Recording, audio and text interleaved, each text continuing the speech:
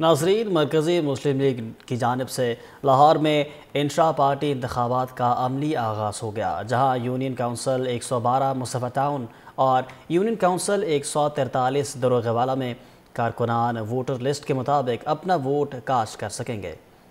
Intra party انتخابات کے حوالے سے پارٹی قیادت نے پولنگ کیمپس کا دورہ کیا۔ چودھری حمید الحسن گجر نے کہا کہ پنجاب میں 10 سال سے بلدیاتی انتخابات نہ ہونا بدقسمتی ہے۔ مرکزی مسلم لیگ اسی جمود کو توڑنے نکلی ہے۔ پہلے مرحلے میں 2 یونین کونسل سے 6 امیدوار میدان میں ہیں، جبکہ 30 نومبر کو پورے لاہور میں انٹرا پارٹی انتخابات ہوں گے۔ ڈاکٹر مزمل اقبال ہاشمی کا کہنا ہے کہ گراس روٹ سطح پر تنظیم سازی کو مضبوط بنانا ہی حقیقی جمہوریت ہے۔